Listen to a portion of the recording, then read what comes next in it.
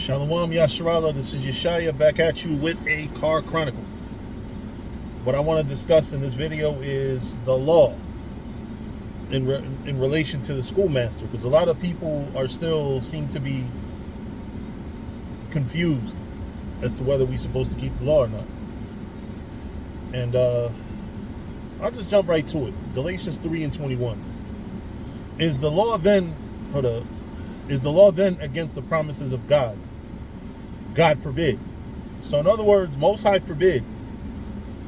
The law doesn't undo the Lord's promises. It says, for if there had been a law given which could have given life, verily righteousness should have been by the law. But the scripture has concluded all under sin. So we all sin. Ain't nobody perfect according to the law. So, you could point out that this man doesn't keep the Sabbath right. This man doesn't, do this right, that right. You know what I'm saying? We could all pick and choose. We could go and say, oh, this person doesn't do that. You know what I'm saying? But at the end of the day, we all fall short of the law.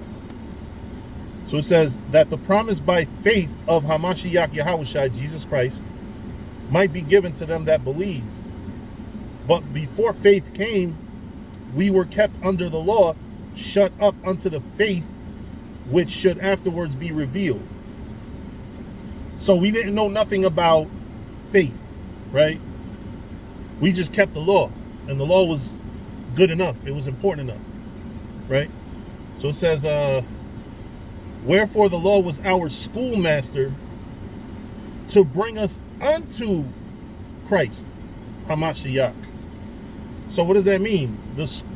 We couldn't have gotten to Yahushua without the law. And then you got to think about it, right? Could a heathen that's not following the laws, statutes, and commandments just go right to Yahushua? Like let's say you're a homosexual. You eat pork, shrimp, crab, lobster. You shave your beard. You know what I'm saying? You do any wickedness, right? Can you come as you are? No, this actually tells you the opposite. It says, wherefore the law was our schoolmaster to bring us unto Hamashiach, that we might be justified by faith. So in order to get to being able to be justified by faith, we had to first keep the law. We have to regard the law, right? We have to live according to the law. It doesn't mean don't keep the law. It means that the law is already a standard. And that's what people don't understand. So reading on, that we might be justified by faith, but after that faith has come, we are no longer under a schoolmaster. Now let's get an understanding of what a schoolmaster is, right? What is a schoolmaster? Schoolmaster is nothing more than a teacher, right? In this society, we call them teachers. Back then, we called them masters, right? If you were our schoolmaster, that means, you were our authority. You were the one that was teaching us while we were in school. Now, when your teacher told you I don't know when the fuck we started doing addition, but let's say first grade. When your teacher told you 1 + 1 = 2, when you graduate high school and you go out in the real world, does not 1 + 1 still equal 2? So the principle still stands. The things taught by the schoolmaster, being the law, still stand. You are still supposed to live by that standard. The Lord is understanding and says, I know you're not going to be perfect, right? He know you're not going to be perfect. It says, for ye are all children of the Most High by faith in Hamashiach Yahushua. For as many of you as have been baptized unto Hamashiach have put on Hamashiach. Now we understand from chapter 1 to the end of Galatians that Galatians is written to the Israelites only. So this next verse should not be a stumbling block if you understand that. It says, there is neither Jew nor Greek, neither bond nor free. There is neither male nor female, for ye are all one in Hamashiach Yahushua. And if ye be Christ's, then are ye Abraham's seed. A seed is a physical thing. and heirs according to the promise. Now, if you want to know who the promise is for, go back to Romans 9:4. It tells you who the promise is for. The whole Bible reinforces that it's for Israelites. But the main thing that I wanted to make you understand is a schoolmaster. Now, what do you call a teacher in Spanish? Maestro. That's basically master. Your schoolmaster. You know, oh shit, I didn't realize this was that loud. But your master is who you follow, whose example you follow, who tells you what to do, right? So the law told us what to do until we got to a certain point. But where I differ, well, not just I differ, where the scriptures differ with brothers that are out here going around saying that you're not supposed to keep the law, that the holy days are no more and all that, is that the standards don't change. When you graduate from your schoolmaster, right, when you get past the law, are you now able to be a sodomite? Are you able to eat pork? No. You don't pick and choose the law. Like, I literally had this conversation with a guy. I'm just going to say his name. I'm not trolling him. I'm not disrespecting him. But this guy by the name of Adiala, right? I know me and him used to have hella back and forth, and we disrespected each other. This is not that. You know, I'm just saying as an example of what I'm speaking about is you don't stop keeping the law. Right? Going back to Matthew 5:17. Real simple. Yahushai's words. Think not that I am come to destroy the law or the prophets. I am not come to destroy, but to fulfill. What does it mean when you fulfill something? It means you complete something. He didn't come to destroy anything as far as the law. He came to complete the law. What is a complete law? When you look at every single example, from here all the way to the end, right? It tells you things that were in the law, right? And it says, oh, you heard them say in those times, right? But he updated the law. That's a simple thing. It's very easy to understand. You know, you don't stop. You're not supposed to stop keeping the law because you have faith. In fact, you establish the law.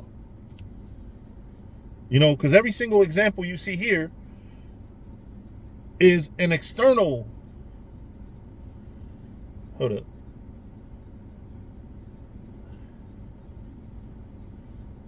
Romans 3:31. Do we then make void the law? Void means null and void, like nothing. Do we make the law nothing? Through faith? God forbid. Yea, we establish the law. So the law is still in effect. You're not under it, but you still have to keep it. That's the bottom line. So when people say, oh, because Jesus died on the cross, you don't have to keep the law, that's a fucking lie. And that's really evil. And to tell Black and Hispanic and Native American people that lie, especially if you are Black, Hispanic, or Native American, you are in deep fucking trouble. And I'm going to explain to y'all. Going back to Matthew 5:17. Oh, shit. I went to 17:5. Salak. Don't get old, y'all. It says, think not that I am come to destroy the law. He did not come to destroy it. Or the prophets. I am not come to destroy, but to fulfill.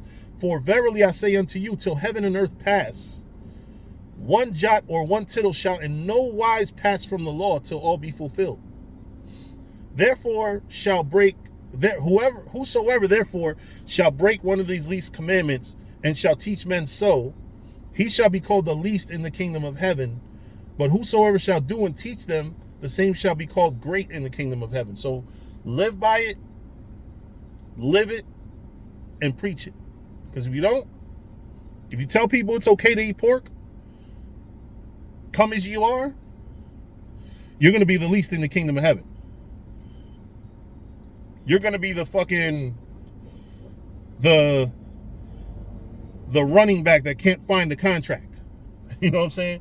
You're going to be the free agent wide receiver that nobody wants to sign to his team. You're going to be a second-class citizen, if that. It says, for I say unto you that except your righteousness shall exceed the righteousness of the scribes and Pharisees, ye shall in no case enter into the kingdom of heaven. Listen to what that says. Unless you're more righteous than the scribes and Pharisees, you know how righteous they are? Not at all. And I'm explaining why. Because their righteousness is just of the law. And I'm going to read on. Matthew 5:21. Ye have heard that it was said by them of old time, thou shalt not kill. And whosoever shall kill shall be in danger of the judgment. And that's still true. That's in the law. And that's still true. But that's where the Pharisees and scribes, that's their limit. As long as you don't kill nobody or really murder nobody, then you're fine, right? But now let's read on. Verse 22, but I say unto you, but Jesus, the authority on what's righteous, says unto you that whosoever is angry with his brother without a cause shall be in danger of the judgment. And whosoever shall say to his brother, Rakah, shall be in danger of the council, but whosoever shall say, thou fool, shall be in danger of hellfire. So you might not physically murder nobody because you live according to the law.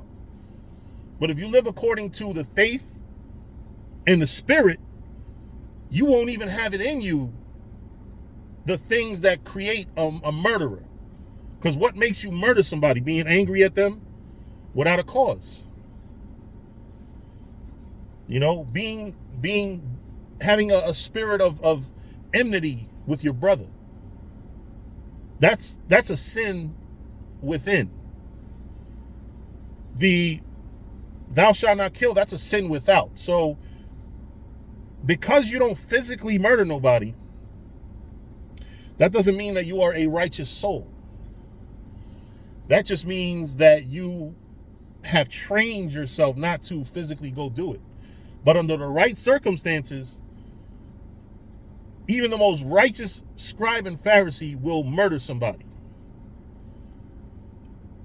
Either the right circumstances or basically if they can get away with it. So that's all that is. Now it also goes further into telling you how serious the Lord is about this spirit. It says, therefore, if thou bring thy gift to the altar, and there rememberest that thy brother hath aught against thee, leave there thy gift before the altar, and go thy way. First be reconciled to thy brother, and then come offer thy gift. And I'm going to skip up to this one. It says, verse 27, ye have heard that it was said by them of old time, thou shalt not commit adultery. Right? Because, you know, there was a law on this. You got put to death for committing adultery. Right? It says, but I say unto you, but Jesus, Hamashiach Yahushai, the top authority on what righteousness is, says, but I say unto you, that whosoever looketh on a woman to lust after her hath committed adultery with her already in his heart. So check that out. That's why I've always been against that little game that we play in the hood, showing a nigga a picture of a female and being like, yo, would you hit that? That's off as hell. You got to know, like, listen, does she got a husband? Does she got a man? She got a boyfriend? You know, because if not, if you just automatically answer the question, then you've already fucked her in your spirit. So that's very important to understand when you read the scripture. When you read this whole chapter, it talks about you have the law, the physical law, but you also have the spiritual. You have to keep the law from within. Because if you keep the old law the way it is, as it is written, you might not actually, you're going to try to tailor your life in a way where you can get away with not doing these things, right? But what good is it that I'm not committing adultery with a woman if I look at a woman on, say, social media and like, yo, I'm going to fuck the shit out of her and not know she got a man or not? You know, you got to be very careful, especially these days. You know, a lot of these women bear all. They get butt-ass naked on social media and don't care. And they might have boyfriends. So then you're like, on your end, you're like, you being a man that's trying to be righteous, that's trying to be of the spirit, you're trying to gloss over it and look over it. You know what I'm saying? Because to lust after it, you're committing adultery without physically putting your, private part in her private part. You know what I mean? You don't have to actually smash, right, to be of an adulterous spirit. And that's what that's talking about. So we have to be very careful having these type of spirits. Anger towards your brother. Lust after a woman who you don't even know what her situation is. That's one thing that we as Israelites, we should always do. Be mindful. These women aren't always going to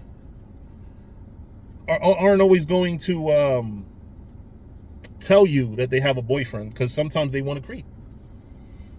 But if you catch wind, or if they say, "Oh, I live with a man," not that necessarily something's got to be happening, but why is a man living with a woman, and why is it okay to think that, why isn't it shouldn't it be an assumption that something inappropriate is happening, and you're trying to get involved in a relationship with that woman? Things like that you have to be very mindful of and careful of. Control your lust, control your anger.